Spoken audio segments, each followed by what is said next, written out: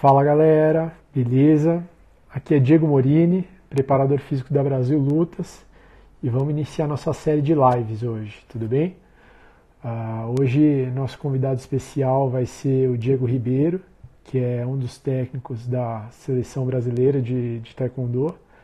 E enfim, a gente vai entrevistar ele. Eu pretendo fazer uma série de lives nas próximas semanas aí com pessoas do Taekwondo, com pessoas do esporte de maneira geral, seja atleta, técnico, gestor, enfim.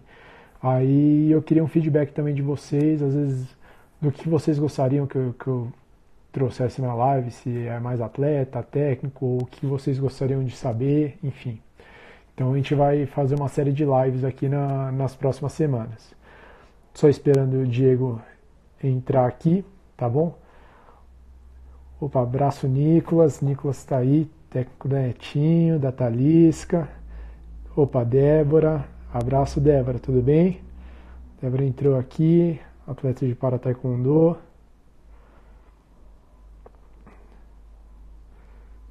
Deixa eu só chamar o Diego aqui. Só tá aguardando conexão com o Diego aqui, pessoal. E aí, Diego, tranquilo? Beleza? Pô, obrigado por ter aceitado o convite para a live aí. Tamo Pessoal, junto. esse é o Diego Ribeiro, técnico da seleção brasileira de Taekwondo, faz parte da comissão técnica aí adulto. Tudo bem, Diego? Tudo certo. Diego é um cara que eu admiro bastante, andei aprendendo muito com ele desde que entrei na seleção brasileira, um cara que eu gosto muito, antes de tudo, do caráter dele, e depois como técnico de Taekwondo mesmo. Ele tem uma visão muito singular da modalidade, conheço bastante técnico de Taekwondo, e eu gosto muito da forma como ele analisa, da forma como ele pensa a luta, e a gente vai bater um papo sobre isso hoje. Tranquilo, Diego? Tranquilo. Como que estão as coisas aí? Esse momento aí estamos tendo que improvisar, né? Essa questão aí dos treinamentos, mas tá dando para levar. Aquela ajuda aí que você tá dando pra gente aí tá dando para trabalhar. Ah, legal. Para quem não sabe, a Brasil Lutas e o Diego Tinha aqui, a gente começou uma parceria nova. Aí estou sentando, fazendo algumas reuniões com a Mayra, que é preparadora física da equipe dele. A gente está discutindo algumas coisas sobre planejamento, monitoramento de carga, enfim, ver como a gente pode melhorar um pouquinho o trabalho aí esse ano. Com certeza. Bom, Diego, eu vou começar a entrevista aqui. A gente vai fazer um moldezinho de entrevista. Pessoal que está acompanhando, quiser fazer pergunta, coisa do tipo, fica à vontade. Aí, quando tiver um tempinho aqui, eu vou buscando as perguntas e a gente vai tentando achar o formato ideal aí, tá bom? Eu vou fazer umas perguntas, mas fica à vontade, Diego. Se quiser interromper, quiser trazer outras coisas, quiser falar mais coisa aí para a galera, fica bem à vontade aqui. Show de bola. Tô sendo meio novato aqui nesse papel de entrevistar pessoas, então vamos construindo junto as coisas aqui. Beleza. Ó, a primeira coisa que eu coloquei aqui na pauta, eu queria saber um pouquinho sobre como você começou no Taekwondo, se você teve alguma carreira como atleta, enfim. Fala um pouquinho de como foi o seu início na modalidade. Então, comecei no colégio, né? Onde eu estudei, no Henrique Lage. Treinei com o mestre Carlos lá e com outro mestre que chamava Mestre César. Era como educação física, né? Aí eu fui gostando do esporte, da modalidade, fui treinando lá e comecei a treinar aqui na minha cidade com o professor Ramon, que foi onde eu dei continuidade e fui para a parte de competição, né? Foi com ele aqui na minha cidade, que eu treinava todos os dias com ele. Legal. Que ano que você começou a competir? Cara, eu competi pouco tempo. Porque onde eu morava não tinha gente para treinar, entendeu? Assim, eu tinha essa dificuldade. Aí eu fui competindo de 2005 até 2008. Aí eu fui para São Caetano, para Mauá, né? Nem era São Caetano, era Mauá, né? Treinar com o Cleiton lá, com o Cleiton e com o Reginaldo. Aí eu fiquei morando na casa do Cleiton durante um ano, praticamente. E foi lá onde eu aprendi essa parte mais de competição mesmo. Eu aprendi bastante com o Cleiton nessa questão de buscar conhecimento e tal. E daí eu consegui desenvolver, ter uma visão melhor de competição. E como eu estava um pouco para trás pela minha idade, por não ter tido tempo de disputar na categoria júnior, não tive essa possibilidade, então eu estava um pouco para trás, eu não conseguiria chegar onde eu gostaria de chegar, que era um atleta de seleção brasileira e medalhista de campeonato mundial. Então Aí eu tive essa visão, falei, não vou perder meu tempo tentando ser uma coisa que eu sei que eu não vou ser. Aí eu voltei para minha cidade e acabou que eu montei minha equipe aqui. Que aí eles treinavam comigo, eu ajudava ela, né, nessa parte. Aí acabou que eu virei técnico por conta disso. Fui ajudando ela. Aí outras crianças começaram a ver eu dando treino para ela, era na varanda da minha casa. Aí pediam para treinar também, eu ia deixando as crianças treinar, aí eu virei professor. Pô, que legal. Eu sempre tive curiosidade de saber como foi essa transição sua, porque eu vejo que você é um cara novo, né? E você, para quem não sabe, acho que a maioria das pessoas que são taekwondo sabe, mas a gente tem um público variado aqui no canal. Mas o Diego foi o único técnico que conseguiu, no taekwondo convencional, né, sem contar o para taekwondo, mas o único técnico que conseguiu classificar, brasileiro, né, que conseguiu classificar um atleta pelo ranking para os Jogos Olímpicos. E sempre me chamou a atenção desde quando a Iris classificou para 2016. Eu falei, caramba, meu, esse cara ele é novo e tudo mais. E eu não lembro exatamente dele como atleta. E eu vejo que o pessoal às vezes tem um preconceito, acha que precisa ter sido um grande atleta para ser um bom técnico. Você acha que tem necessariamente que ter essa correlação? Obviamente, assim, a sua experiência com alto rendimento é importante. Mas você acha que precisa dessa relação? Enfim, qual que é a sua visão sobre isso? Olha, uma noção precisa sim, né? Eu tive essa noção, treinava bastante, competi bastante, até nível nacional. E eu levava uma rotina de atleta. Lá em São Caetano eu treinei muito, aqui também eu treinei muito. Em São Caetano, em Mauá, né? Eu morei em Mauá, na verdade, não era Sim. em São Caetano ainda. E a gente treinava bastante lá, assim, deu para ter uma noção do que precisa, do que não precisa também, né? E do que era possível e do que não era possível. Então, eu vi que não daria para eu ser um atleta de alto nível como eu gostaria, então foi aonde eu abri mão. E, assim, conheço outros grandes treinadores também que não foram grandes atletas. Conheço alguns que não foram grandes atletas e são grandes treinadores agora. Pô, legal. Isso é uma coisa legal, pô. Você está hoje como técnico da seleção, você formou um atleta que classificou por mérito próprio para os Jogos Olímpicos de 2016. E para quem não sabe, tem uma equipe forte hoje, colocou vários atletas aqui na seleção agora nesse último Grand Slam. Então, pô, é uma prova que você consegue ser um bom técnico.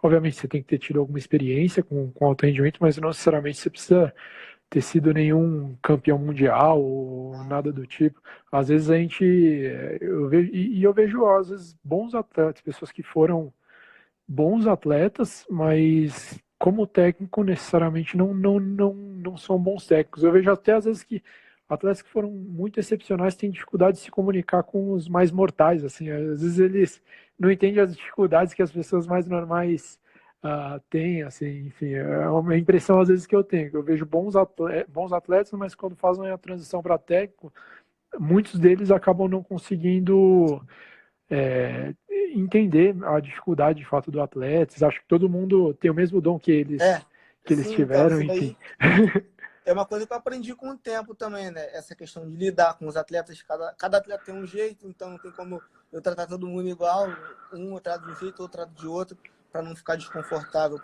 para eles. E eu fui aprendendo com o tempo com grandes treinadores também. A gente aprende um pouquinho aqui, um pouquinho ali, um pouquinho lá fora. E eu sou um cara que não procura aprender só sobre taekwondo. Eu gosto de saber da história da pessoa, eu gosto de conhecer a pessoa, então eu não me limito a querer saber somente sobre o taekwondo em si.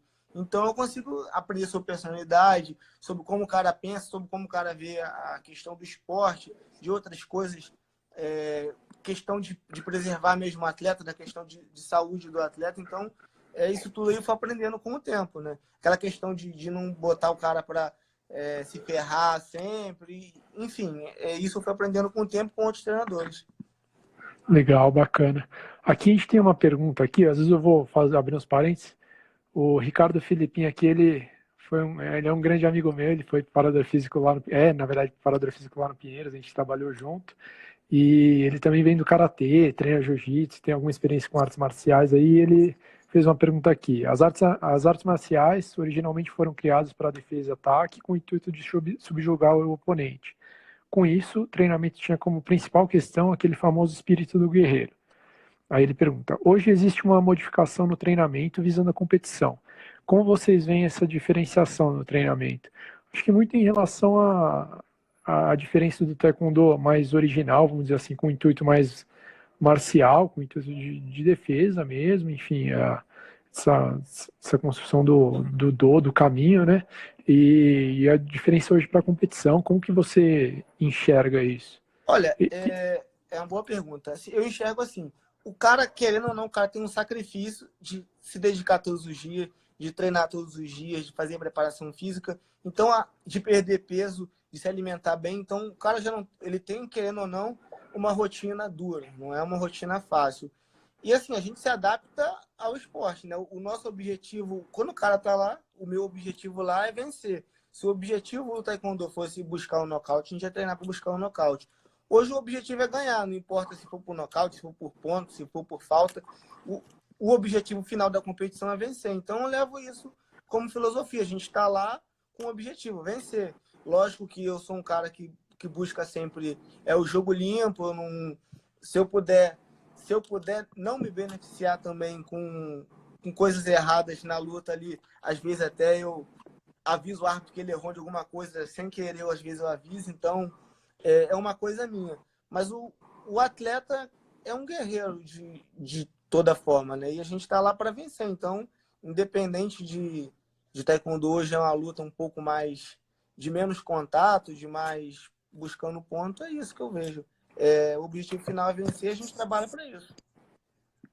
Isso é um ponto importante. O pessoal compara muito, né, como era o taekwondo antigamente, e com o advento das mudanças de regra, o colete eletrônico de fato mudou totalmente o estilo de luta, né? Sim, eu esse dia E tava às vezes o vendo. pessoal até... Desculpa. Pode falar, pode falar. Eu tava vendo até umas lutas esse dia, umas lutas antigas. O taekwondo realmente era mais agressivo, mas hoje em dia eu acho mais difícil. Por quê? Porque é uma área bem menor, você tem que chutar o tempo inteiro, senão você ganha falta. Então isso exige muito do adversário, do atleta, né? Você tem que chutar o tempo inteiro, senão o árbitro tá ali, vamos lá, luta, luta. Então antigamente você tinha a possibilidade de fugir, de cair no chão, de De sair do cair, tatame. Então era mais agressivo, tinha mais impacto, tinha. Mas os chutes com giro hoje valorizam mais que o cara busca o giro. Então, são coisas que a Federação Mundial de Taekwondo está adaptando para poder se tornar uma luta mais dinâmica, mais legal. Às vezes você vê uma luta que o cara está ganhando de 10 pontos, no último round o outro adversário consegue virar ali, vou dar um giro, dar um chute em cima e vira a luta. Então, é um esporte bem... Às vezes até ingrato, você está ganhando de muito ali, você perde no final ali, você fala, caraca, é bem legal isso. né? Mas eu acredito que, de fato, às vezes tem que ficar um pouco mais claro às pessoas. O esporte, ele é dinâmico. Então, o que eu quero dizer com isso? Se eu pegar uma luta do Muhammad Ali, sei lá, não vai ser a mesma luta que os pesos pesados fazem hoje no boxe, por exemplo. Ou mesmo se a gente pegar no jiu-jitsu, sei lá, o Rickson Gracie não luta igual o pessoal de hoje no jiu-jitsu luta. O esporte em si, a partir do momento que a luta virou esporte, as regras vão modificando e o estilo vai modificando. E pode não necessariamente ser com o mesmo intuito da criação da modalidade originalmente, mas isso é um processo natural, né? Sim, o objetivo ali do esporte é o cara vencer, né? Igual quando começou essa questão do colete eletrônico, eu lembro bem, primeiro campeonato que eu fui fora do país, segundo campeonato que eu fui fora do país com a Iris, ela arrebentou a menina, batia, batia. Só que eu não sabia como era o colete eletrônico. Foi na Inglaterra o evento. E a menina só com o Yopchagui, aquele chute lateral, com a sola do pé, ela ganhou a Iris. Pô, e a Iris arrebentou ela. Chute na cara, que não era capacete eletrônico, era só colete. E a Iris perdeu. Eu fiquei, caraca, velho. Ela arrebentou a menina e perdeu a luta. Aí eu fiquei tão puto que eu fui e comprei o colete lá na Inglaterra. Eu fui lá com meu cartão de crédito, saquei o dinheiro lá. Eles me venderam mais barato, que foi usado do evento. Eu fui e comprei para entender aquilo, porque, pô, ela bateu pra caramba. Então, o objetivo da menina foi só ganhar a luta. Aí eles arrebentou ela na porrada e ela ganhou a luta na pontuação. Então, é aí que eu fui entender um pouco o jogo, né? Que eu comprei esse colete aí e comecei a utilizar na academia e comecei a entender que o objetivo era pontuar e não quebrar o adversário como era antigamente. Esse depoimento seu faz muito sentido E eu vejo que alguns mestres hoje na modalidade ainda assim hoje, mesmo depois de tanto tempo, né, com a mudança de estilo, ainda tem um pouquinho de dificuldade de entender, cara, o objetivo é ganhar. Você tem que entender o jogo atual, você tem que entender o sistema de pontuação. E se você não entender isso e se adaptar para o estilo de pontuação, pouco provável que você vai atingir o sucesso na modalidade. Não adianta você querer ficar sendo saudosista ou querer ficar sendo teimoso no seu sistema de treino. Com certeza. A gente ali é o único objetivo, vencer, seguindo as regras e vencer. É assim que eu levo isso aí para mim. Ó, aqui a gente tem uma pergunta legal do Antônio. O Antônio Jauri é um técnico de Santa Catarina. O filho dele é um atleta muito talentoso, bem alto, um menino da seleção cadete que eu assessoro. E você conhece? Ah, legal. Ele fez uma pergunta aqui. Como que você vê o futuro do taekwondo brasileiro? Cara, eu estou muito empolgado com o futuro do taekwondo brasileiro. Por quê? Pelos profissionais que a gente está tendo, pelo nível de profissionalismo que a gente está tendo e pela geração que a gente está tendo de júnior, que eu tenho visto muitos bons atletas no juvenil e cadete. A gente está tendo uma evolução muito grande no cadete, os professores estão investindo mais no cadete e no juvenil. Então, eu estou com uma perspectiva muito boa no último campo que a gente teve lá, que foi os melhores do ano, que teve juvenil, teve os adultos, os atletas que se destacaram. Sim. E eu gostei bastante do que eu vi. E nessa última seletiva, eu acompanhei, porque eu tive 2 atletas no juvenil, eu acompanhei o dia inteiro lá o evento. E eu gostei bastante do que eu vi e eu tô com... Cada ano tá melhorando. Então, isso é uma coisa que eu falo sempre com a Natália, quando a gente conversa. Cada ano tá evoluindo mais. Então, isso é uma coisa muito boa e é uma coisa que eu sempre busco, sempre gostaria de ver isso, essa possibilidade de evolução, porque às vezes o taekwondo fica concentrado em alguns lugares somente e quando a gente vê vários atletas de vários estados tendo bons resultados, a gente vê que tá disseminando, que está evoluindo, e isso é bom para nossa modalidade. Ó, o Daniel Raziel aqui fez uma pergunta. Será que existe chance para atletas de baixa estatura hoje? É uma pergunta dura. O que você acha? Depende da categoria. Tem categorias que você consegue ver alguns atletas mais baixos se destacando. Até tem, mas depende. Algumas categorias mais você vê e outras menos. Só que assim, não tá igual era. Por exemplo, sei lá, 6, 7 anos atrás, quando estava começando esse negócio de colete eletrônico, era muito mais. Agora, com essa questão de chute com giro, de um chute no meio valer 2 pontos, deu uma baixadazinha na estatura. Temos, por exemplo, o atleta da Itália, 58, que não é muito grande, e ele classificou pelo ranking, é um moleque muito bom. Vitor alguma coisa. É da Itália aí, até 58. Do Paulo, né? Tem o atleta do Irã também, o Armin, que ele não é tão grande também, mas ele se destaca na técnica dele. O da Irlanda também, que se classificou pelo ranking. Ele não é tão alto assim, ele é um 5'4" alto, mas 5'8" ele é uma altura mediana. Então temos alguns atletas que não são tão altos assim e conseguem, mas aí depende muito do jogo que você trabalha, com essa questão do clinch ajudou mais ainda quem é mais baixo, então a gente dá para fazer uma adaptação aí. Lógico que tem também um padrão também, né? Não é uma coisa tão absurda para baixo ali de tamanho, mas na média dá. Sim, dá para ser muito anão também, já dificulta bastante. Aí já, dificulta, né? Um pouquinho. Aqui só um parênteses, eu vi aqui que a Milena Titonelli entrou, queria parabenizar ela ao vivo aqui publicamente. Para quem acompanha o Taekwondo, acho que todo mundo sabe que ela conquistou a vaga aqui para Tóquio, que agora é 2021, né? Não mais 2020, mas queria só deixar registrado esse parabéns aqui para ela. Se trocarem para 2025, ela disse que ainda assim estaria. Ícaro falou que até 2030 ele vai, que ele não quer saber, não. Eu acredito nele, cara. Se tem alguém que acredita, é ele. E eu queria saber um pouquinho mais sobre a questão do processo como foi com a Iris em 2016. Você conseguiu qualificá-la pelo ranking e, como eu disse, se contar só no taekwondo convencional, você foi o único técnico até hoje no Brasil que conseguiu fazer isso. E eu queria saber primeiro, em que momento que você se tocou que de fato dava para qualificar ela pelo ranking?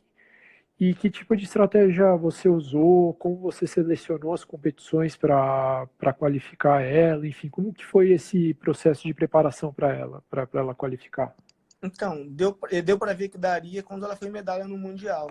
Que aí foi uma pontuação alta, deu para. Aí eu vi que daria para conseguir.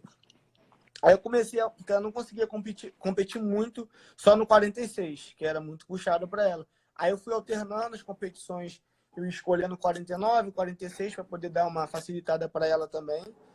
E, assim, foi um processo difícil, porque não tinha o planejamento, a organização que a gente tem hoje. A gente tinha dificuldade com relação a isso, não tinha tanto incentivo financeiro, tinha só Grand Prix e os eventos grandes, não tinha Open, não tinha essa facilidade que a gente teve nesse ciclo aí final com os atletas. Então isso foi uma coisa que dificultou, e a gente ia bancando do nosso bolso mesmo, ia viajando, ia vendo as competições, ó, você pode fazer mais tantos pontos, vamos fechar esses pontos de Open.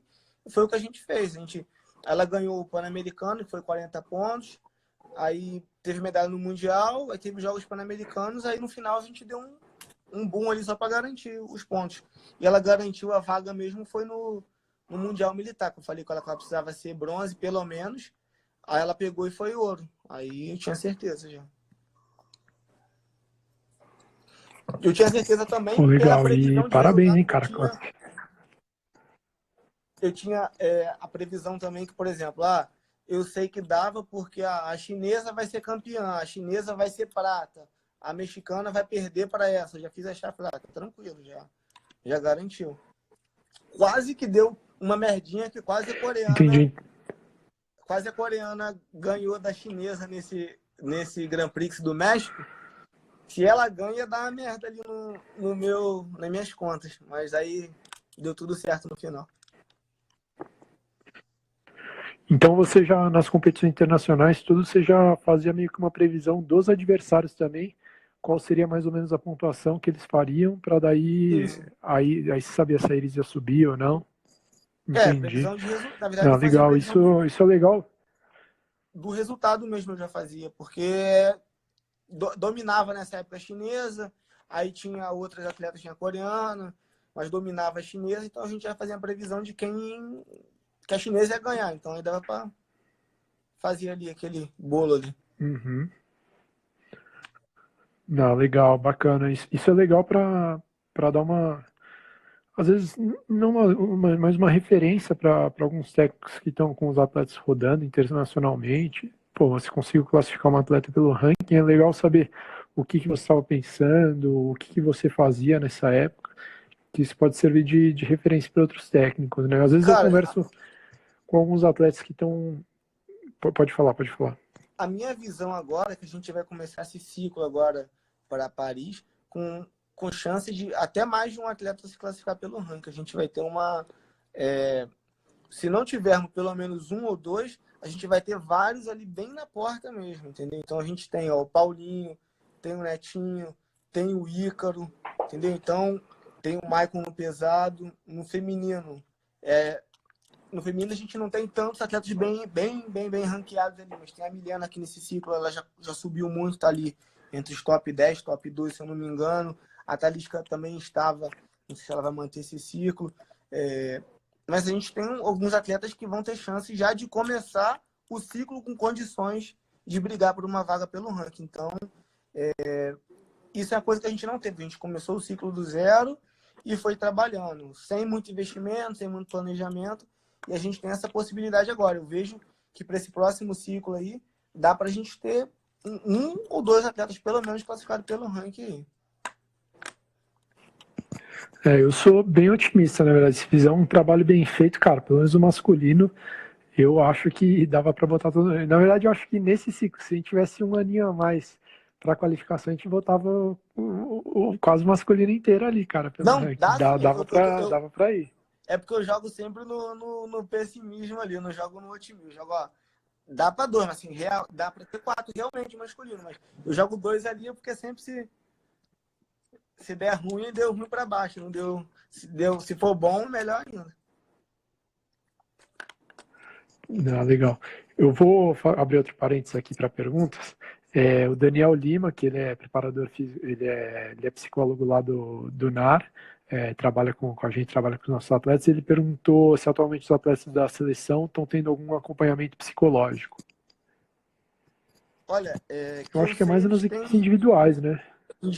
individuais, eles têm mais isso é um trabalho individual, porque na seleção a gente faz acompanhamentos pontuais, não é sempre, então eles têm mas nas suas equipes de base mesmo, não é diretamente com a seleção. Eu sei que eu acho que a maioria dos atletas tem algum acompanhamento nesse sentido psicológico, sim, mas é Tem tudo nas equipes individuais mesmo. isso aí. Eu queria fazer uma pergunta aqui. Você, desde cedo, já desde novo, você se tornou técnico, né? Você vem atuando como técnico. E eu queria saber o seguinte, mais como uma questão do profissionalismo do técnico, no seguinte sentido. Se a gente pega, por exemplo, o judô, é uma modalidade que ela está inserida em grandes clubes. Então, você pega, por exemplo, Sojipa, Minas Tênis Clubes, Pinheiros. Você tem vários clubes grandes que atuam com diferentes modalidades e que você tem a modalidade ali que contrata técnicos e o cara ele tem um salário bom, ele consegue sobreviver só de ser técnico de alto rendimento. O taekwondo, ele ainda não está inserido em grandes clubes. Normalmente você vê quem sobrevive muitas vezes de técnico acaba recebendo alguma verba de prefeitura e coisas do tipo. Eu queria que você me falasse quais são as possibilidades hoje de alguém que está fazendo uma transição para ser técnico, ou, enfim, alguém que tá querendo sobreviver só de ser técnico de taekwondo, quais são as possibilidades hoje de renda, de como sobreviver, quais são as fontes de renda que você teria como técnico, quais estratégias para você se profissionalizar como técnico de taekwondo propriamente dito? Olha, eu assim, por eu morar numa cidade teoricamente pequena e eu ter um certo destaque no esporte, eu tenho uma parceria com a prefeitura, então eu tenho um carro comissionado e eu recebo da prefeitura. E eu tenho alguns patrocinadores, né, que apoiam aqui no clube, e em cima disso eu consigo apoiar meus atletas, mas o meu salário mesmo vem da prefeitura. E eu também sou técnico de Piracicaba nos jogos regionais e jogos abertos. Isso é uma coisa que me ajuda bastante. Então, eu tenho uma questão de apoio financeiro nesse sentido. E é daí que eu tiro minha renda, né? Uhum. Só que assim, por exemplo, mas eu vejo que tem muitos professores que não têm essa possibilidade, às vezes. Mas, porque assim, na minha equipe, meus atletas não me pagam. Eu não recebo 2 atletas. Eles lutam para mim os jogos regionais e abertos e o dinheiro deles fica para eles. Mas, por exemplo, o professor não tem essa possibilidade de receber, ele pode receber dos atletas também, que é nada mais justo que pagarem ele pelo trabalho, né? Então, é uma coisa que não é muito Sim. difícil você ter alguns atletas ganhando Bolsa Atleta, não é uma coisa muito difícil. Ainda mais cadete, juvenil ali. Dá para você começar bem ali com uma equipe juvenil e cadete para conseguir movimentar e você conseguir se profissionalizar mais em cima disso. Que depois que você tem resultado, se você não mora numa cidade muito grande que tem muito destaque no esporte, você no resultado do taekwondo ali, você se destaca e vai conseguindo as coisas com mais facilidade. Né? Entendi.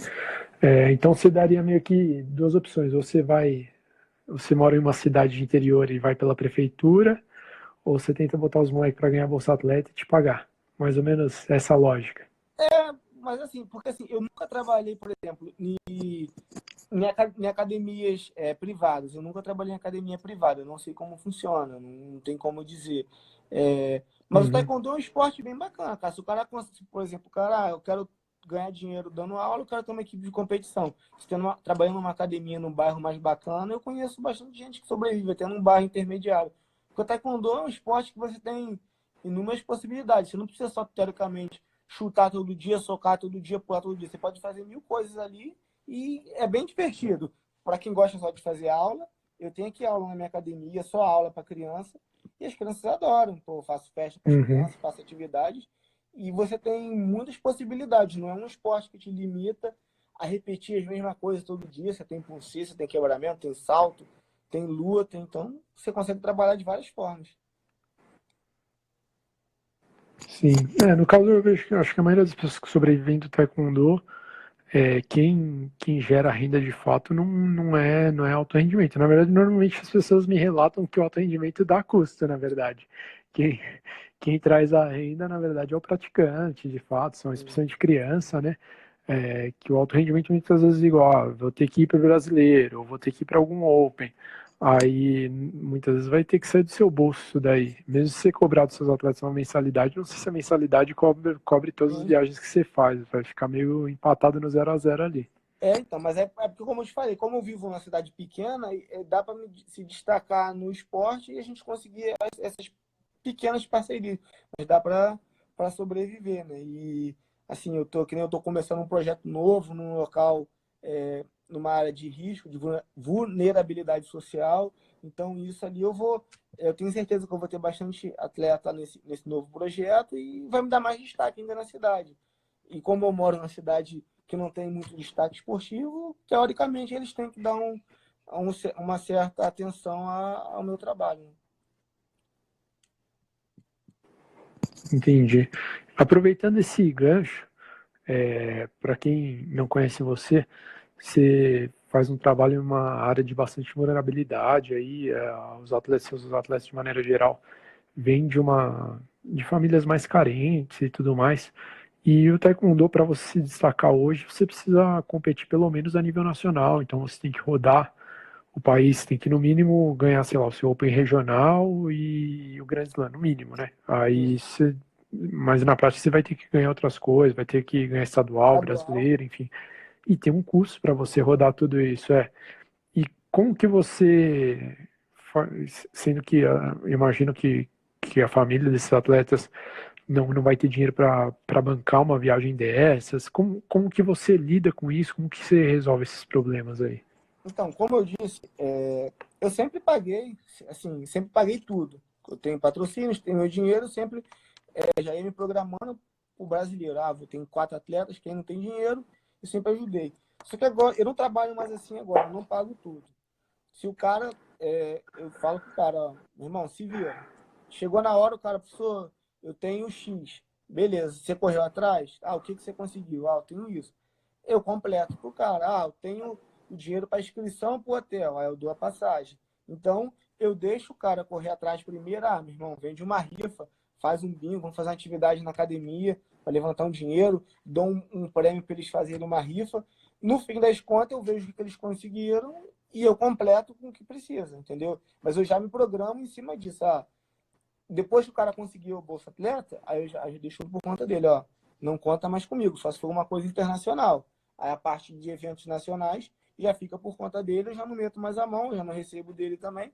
O dinheiro manda ajudar a família, comprar as coisas para dentro de casa e se bancar no esporte. E aí vai por conta dele. Não, legal, bacana, bacana. Eu particularmente, eu sou bem a favor de sempre fazer, o atleta ele tem que tentar correr alguma. Eu tenho a filosofia que tudo de muito fácil, mão beijada, as pessoas não valorizam. Aí já tive, inclusive, experiência com o meu próprio trabalho mesmo, de Sim, querer trabalhar de graça para a pessoa e a pessoa, putz, não valorizasse. Pô, cara, eu sou bom no que eu faço, cara, tem bastante gente que valoriza o meu trabalho, tô te falando de graça aqui, você tá, não tá dando valor, então eu sempre acho que tem que ter algum custo no sentido de esforço, de trabalho, para a pessoa valorizar de fato o que ela está recebendo. sim, com certeza. Aí como eu falei, eu deixo até o final, até o final. Quando o cara já pensou, tenho R$ 20 para viajar, beleza. Aí dou o dinheiro pro cara. O que precisa, o que falta, né? Porque também não Uhum. tem como eu bancar. Imagina se forem todos, não correrem atrás de nada, eu tiver que bancar tudo. Aí o cara vai ter um mundial agora, vai ter que fazer passaporte, cupom, GMS, visto às vezes, quando é nos Estados Unidos o evento. Aí se eu pagar tudo, eu não vivo. Então, ó, meu irmão, junta a família aí, se vira, eu vou dar uma parte. Aí o pessoal dá seus pulos também. Sim. Não, legal. Eu queria entrar numa segunda parte aqui da entrevista.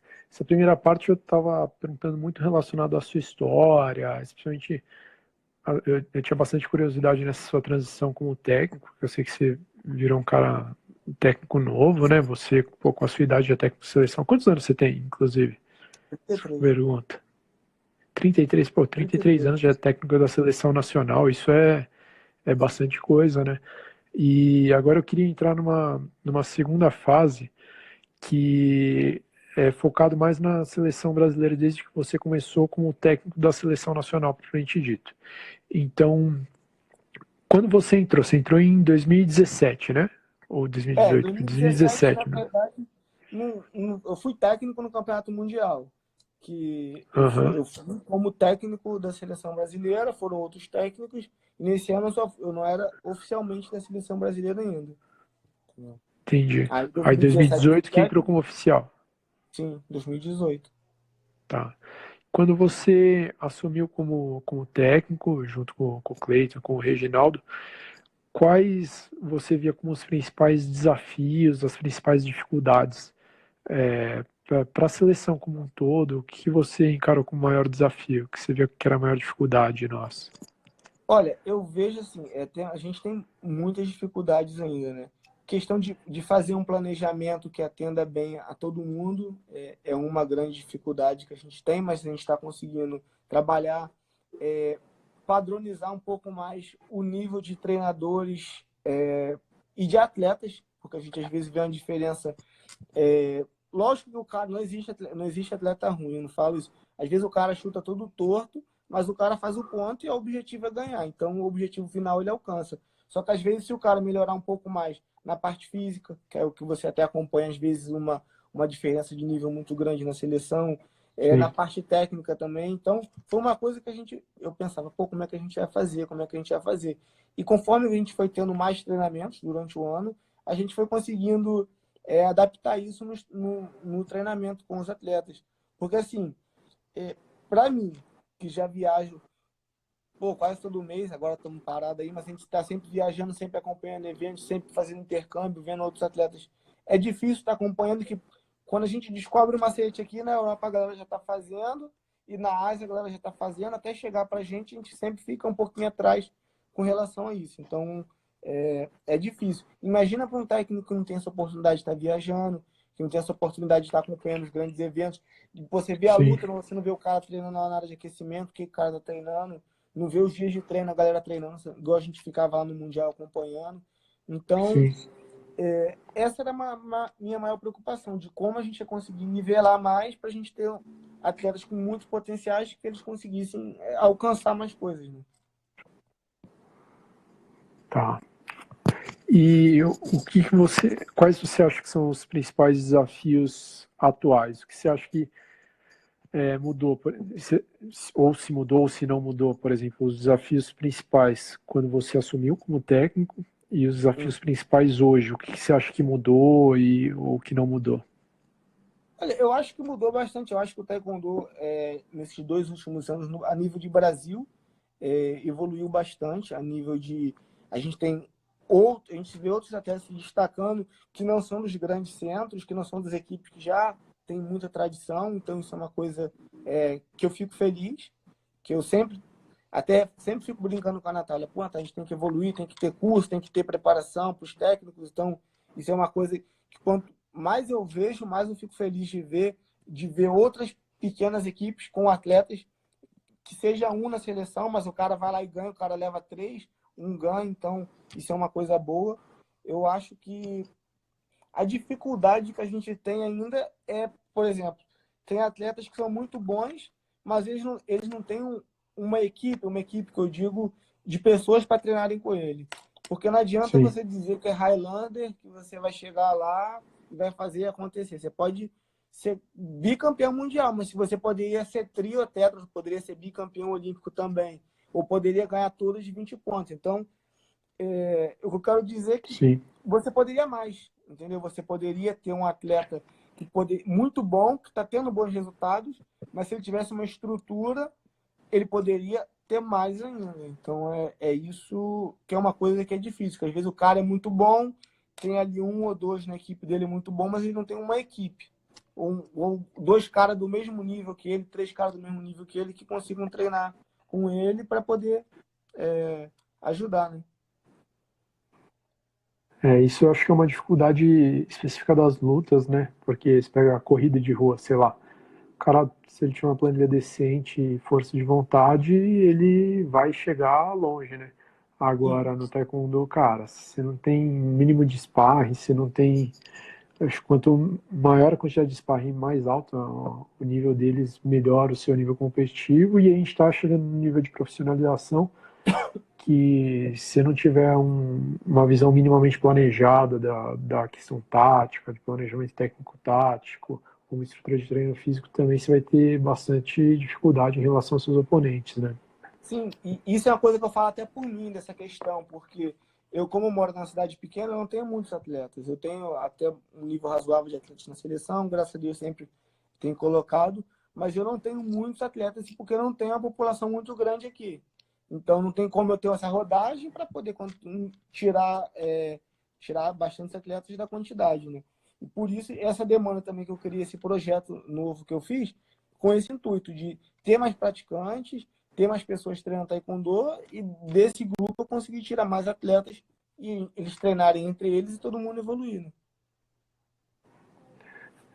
Aqui, ó, faz um parênteses aqui, a gente está com algumas perguntas. Eu vou fazer as primeiras perguntas do pessoal aqui.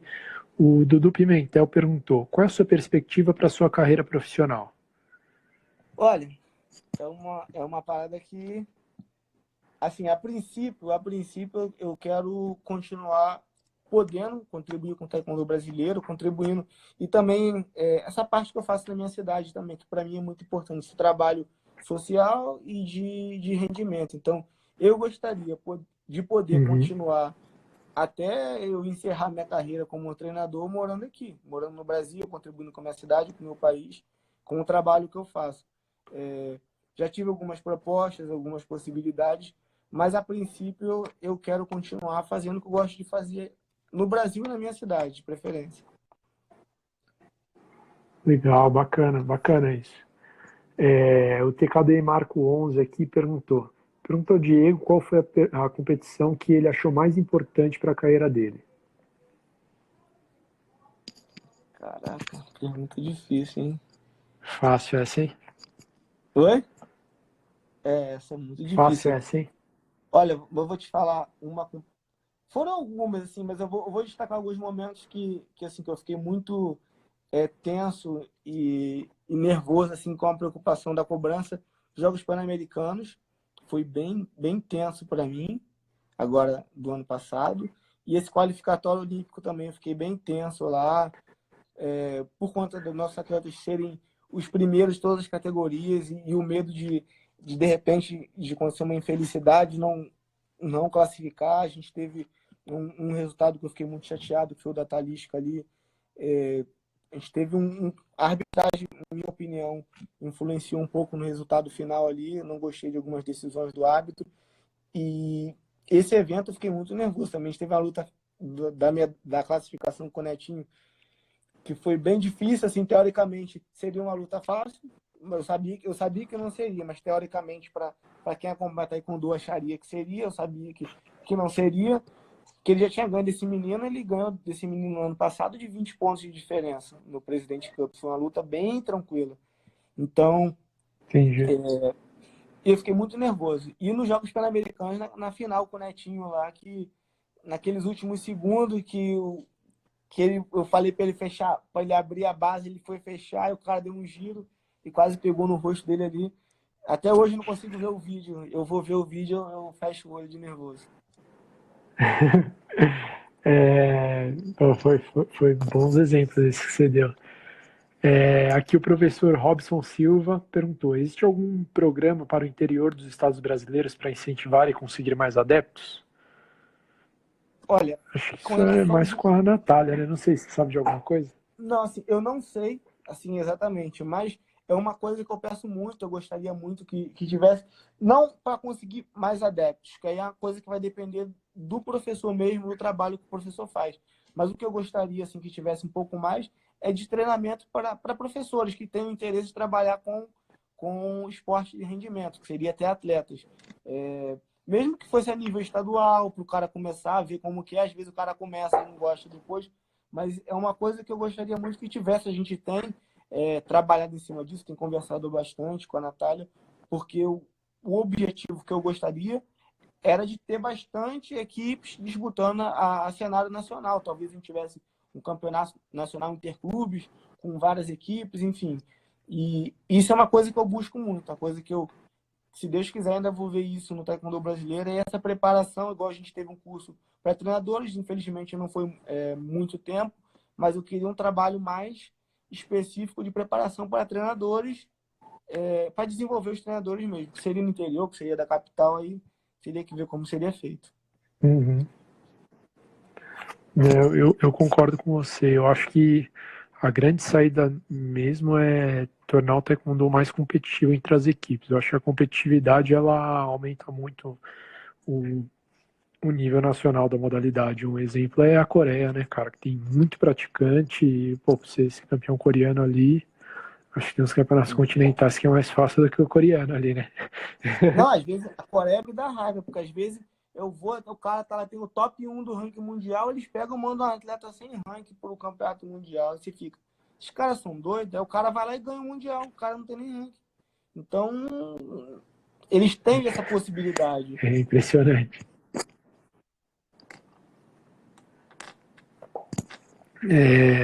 O Thiago Elbert aqui, aluno lá da Brasil Lutas, perguntou qual o atleta mais difícil de lapidar? Um atleta talentoso, mas que não é muito esforçado para os treinos, ou um atleta muito esforçado no seu dia a dia, mas que não é tão talentoso?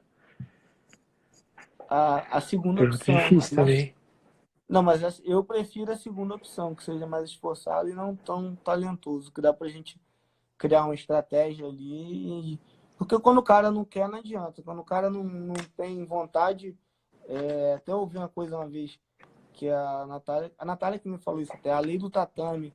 Chega uma hora que ela cobra ali, né? Você pode, pô, você é talentoso, mas pode chegar numa hora ali que você precisa de um esforço seu, você precisava daquele pouquinho mais e você não deu no tatame ali, não deu nos treinos e a lei do tatame te cobra. Eu concordo com você.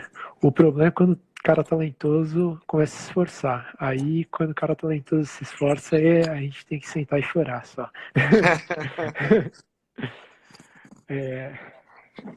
Aqui a gente tem mais gente entrando aqui, Alan do Carmo aí do Rio, abraço, amigo meu. Marcos Agostinho, técnico da seleção sub-18 de judô também. Tá bom o nível aqui da plateia. O Alan do Carmo ele fez uma pergunta aqui. Além de atuar em alto nível, se formar bons atletas de base. O que você acha fundamental para que o iniciante consiga desenvolver a parte de competição? Olha, a parte de base, eu não, assim, não acho que eu sou muito bom aí. Não só acho que eu sou muito bom em nada, mas assim, acho que eu não sou muito bom nessa parte de base, mas eu fui aprendendo com o tempo. E essa parte de base, o primeiro que eu foco é o quê? Que o cara gosta do taekwondo, ele gosta de praticar taekwondo, e eu não cobro muito. A parte de base eu não cobro muito. Juvenil eu já cobro, lógico. Por exemplo, cadete. Eu deixo a criança lá, às vezes eu cobro um pouquinho mais, às vezes um pouquinho menos, mas eu não fico muito em cima. Porque tinha muito, quando eu puxava muito, botava o cara para treinar, para se matar. Aí o cara chegava no juvenil, saía. Chegava no juvenil, até mesmo com bolsa atleta, saía. Então, eu tenho essa preocupação de não exigir muito, entendeu? E eu procuro corrigir mais coisas mais simples, defesas, coisas que são mais necessárias no taekwondo, que ele vai precisar mais à frente. Eu não fico muito exigindo do cara 100%, blá, blá, blá. Enfim, eu tenho esse cuidado para poder manter o cara no esporte e com o tempo ele vai desenvolver natural mesmo. Para mim faz bastante sentido. Eu acho que às vezes a gente foca muito em algumas questões motoras, né? A gente tem que desenvolver tais e tais aspectos motor nessa faixa etária, mas acho que o que vem antes de tudo, de fato, é o gosto pela modalidade, né, cara? Às vezes a gente até esquece, pô, por que que você começou no Taekwondo, sabe? Porque você tinha aquele... Todo mundo começou porque tinha algum brilho no olho, alguma coisa que, putz, a modalidade chamava atenção. E acho que talvez se a gente despertar um pouco mais isso nas faixas etárias menores, a gente tem uma retenção maior dos atletas. Às vezes, se a gente começa com cobrança muito cedo, de fato, a gente perde o atleta mais cedo, né? E eu tirei muito isso na Croácia, cara. Foi um cara onde eu aprendi muito. E como eu ficava muito lá, assim, ficava 2, 3 semanas lá, eu ia acompanhar o treino das crianças. Eu gostava de ir lá ver. E eu via que não tinha nada demais, nada demais. Pô, eu ficava, caraca, essas crianças são horríveis chutando. Mas a Croácia, por vários anos, ganhou o europeu de cadete, que é disputadíssimo. Porque quem acompanha é um campeonato com muitos atletas na chave, é muito disputado no europeu de cadete, é muito mesmo. E eles ganhavam, eu ficava, pô, como é que esses caras ganham, essas crianças tudo torta, treinando? E aí eu ia acompanhar, mais um dia, via que eles faziam preparação física, mas sem muita cobrança, os caras iam lá, davam uma alongadinha, corria na rua com o técnico do júnior deles. Não era um negócio, vamos, vamos, vamos. Então, eu fui aprendendo bastante nesse aspecto também. Eu vi que não era, pô, o cara tem que saber lutar, tem que saber, pô, se defender, mas também não ficava aquela cobrança 100%. E as crianças se divertiam, gostavam de estar lá. Eu aprendi muito nesse ponto lá na Croácia. Entendi. Agora que você falou que você foi para a Croácia, eu sei que você já fez intercâmbio em vários países. Queria que você falasse um pouco para o pessoal quais países que você já teve a oportunidade de visitar assim, não só para ir como competição, mas mais como intercâmbio de treinamento mesmo, de você ir lá, conhecer o técnico, ver o treino deles e um pouquinho o que chamou a atenção em cada um desses países que você foi, enfim.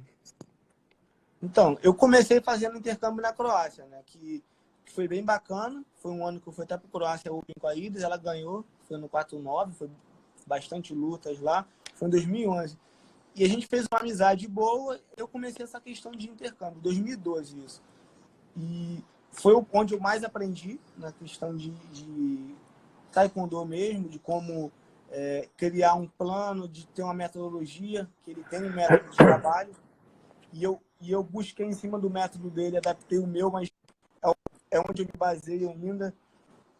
Coreia do Sul, eu já fui bastante vezes para a Coreia também. Eu gosto, mas não gosto muito. Depende do lugar que você vai, com quem te leva para a Coreia. Não dá para você ir sozinho para lá treinar. Se for numa universidade qualquer, você não vai conseguir nem treinar, porque a galera não treina contigo. Então, você tem que saber para onde ir e o mestre que te leva. Senão, se não tiver com o mestre com você, Entendi. eu fui com o mestre Chang uma vez e ele ajudou bastante a gente lá. Ele nos levou para uma universidade. Aí vai aquilo, a gente foi em uma universidade de nome e uma sem muito nome. Mas aqui era sem muito nome, a galera dava muito mais valor, treinava com a gente e tal. E na universidade de nome a galera não deu muita moral. Na França também eu já fiz intercâmbio. Na Bélgica. Nos Estados Unidos. Acho que é isso. De questão de intercâmbio, acho que foi isso. França, Bélgica, Croácia, Coreia, Estados Unidos. E nesses outros países europeus aí, França, Bélgica, o que você achou do taekwondo deles? Olha, a França está com um trabalho lá com um técnico que estão lá já está 3 anos, se eu não me engano, o Rosendo Alonso, e cada ano eles estão melhores, cara. O trabalho dele é muito bom. O cara é diferente porque os atletas vivem com ele lá, né? Dá para ele trabalhar melhor os atletas e ele escolhe os atletas, enfim. Mas cada ano a seleção da França está evoluindo mais e mais e assim, eu vejo que eles daqui uns 2 anos vão estar uma potência em algumas categorias aí. A Bélgica deu uma caidinha, legal. porque não tem muitos atletas lá, mas eles têm uns atletas ainda que se destacam. Nos Estados Unidos eu treino lá com o Juan Moreno, eu gostei bastante também. Ele é um cara que vive o taekwondo, é empolgado, então ele passa energia para os atletas, ele motiva bastante. O treinamento dele Sim, um cara bacana. É bem moderno mesmo, bem atual. E com essa vivência que ele teve de atleta, então isso passa uma confiança para os atletas dele e eu gostei bastante também. Legal, bacana. A gente está chegando na fase final aqui da live, que ela pode durar só 1 hora, tá? Eu queria que, para fechar um pouquinho essa parte, falasse um pouquinho da sua perspectiva para Tóquio, o que você acha, quais são as expectativas, e se der tempo, falar um pouquinho sobre o qualificatório agora, como que foi. Então, a gente está com uma equipe muito forte, né? Todos com chances reais de medalha, e isso é uma coisa que me deixa bastante feliz, que a gente está indo como equipe para brigar por medalha, não para disputar. Isso é uma coisa muito boa. E o Brasil já é respeitado no taekwondo, né? A gente tem bons atletas em várias categorias, então não é o esporte que tem o Netinho, o Neo Esporte, que tem a Milena, a gente tem bons atletas em várias categorias que são respeitados, a gente está indo com uma equipe muito forte, os melhores representantes que a gente poderia ter, e vamos brigar por medalha. Eu acho que o Brasil tem chance de medalha em todas as categorias que estão disputando, então isso daí já é motivo de bastante felicidade, e agora trabalhar para isso daí se transformar em resultado. Eu concordo plenamente com você. Eu acho que a gente nunca teve como equipe tão forte. A gente né, sempre teve alguns talentos. Lógico que teve épocas que teve gerações melhores, com mais atletas. Mas eu acho que, de uma maneira geral, como nível de equipe, acho que nunca teve igual esses últimos 2 anos, assim. Lógico que às vezes a gente já teve a Natália que pegou ouro no Mundial, mas, pô, e no Mundial pegar 5 medalhas, cara, quase um terço da equipe medalhar no Mundial, sabe? Teve qualificatória, a Talisca não classificou, a gente ficou realmente, todo mundo ficou abatido, super abatido, porque todo mundo acreditava de verdade que a gente ia qualificar os 4. Acho que a gente nunca teve um nível tão grande nesse, sabe? É esse cenário que a gente entende hoje, que é o nível do Brasil. É isso aí. E isso daí passa confiança para os atletas, para a comissão técnica, e vai todo mundo mais motivado em busca disso, né? E se pudesse, para finalizar aqui, falar um pouquinho de como foi a experiência no qualificatório, agora como foi a competição, o que você achou do nível, o que você achou do Brasil, enfim, como que foi a experiência lá?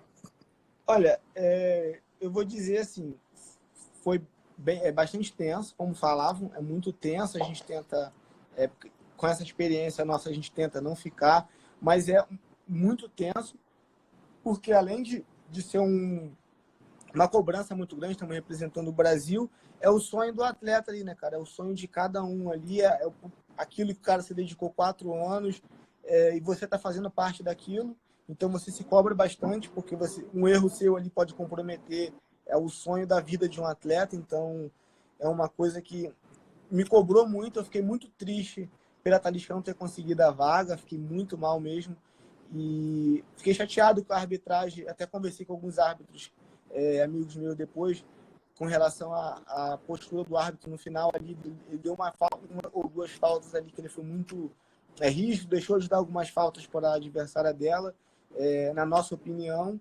Então eu fiquei bastante chateado com isso também, e eu estava confiante que a gente classificar os 4. Então isso foi muito ruim também, porque a gente foi com os 4 favoritos e teve um que não classificou, então fiquei bastante chateado por isso. E feliz por a gente ter classificado os 3, né? Mas o objetivo é os 4. Sim. Eu concordo, ouvi bastante críticas à arbitragem nessa luta da Talisca. Para quem não sabe, foi por um ponto que acabou né, tendo essa derrota aí, foi no finalzinho, enfim. E mesmo assim a gente classificou 3 atletas, o que foi mais do que os Estados Unidos ou o México, por exemplo. A gente, de fato, é uma potência hoje, mas a gente tinha chances reais de classificar 4, né, cara? E sacar como a maior potência das Américas com certeza absoluta. Só o Brasil e o Dominicana classificaram 3. Brasil e Dominicana. Só o Brasil e Dominicana, né? E assim, o árbitro ali, bom, Diego, hein? Eu achei que ele errou por conta de que, por exemplo, a luta não rola mais no clinch. Ele deixava a Talisca relaxar para poder ir dar o caliô, e a menina ficava chutando nesse tempo, e uma hora ela acabou pontuando. Então, eu achei que ele deixou correr muito frouxo ali o clinch nesse aspecto. Mas beleza, acontece. Entendi. Bom, eu vou finalizar aqui que daqui a 1 minuto já vai desligar automaticamente aqui a live. Cara, muito obrigado, foi muito legal o bate-papo com você, gostei mesmo. É legal falar de taekwondo, quem entende de taekwondo, podia fazer isso o dia inteiro aqui. E parabéns pelo trabalho, desde que eu entrei na seleção aprendo muito com você, com o Cleito, com o Reginaldo, com os técnicos do Júnior, mas enfim, cada camp que eu vou aprendo muito. Poder dividir quarto com você também é sempre um prazer, eu aprendo muito conversando com você, e muito obrigado aí pela live. Eu que agradeço aí, obrigado pela força, pela parceria. Tamo junto. Falou. Abraço, pessoal. Valeu. Espero que gostem aí.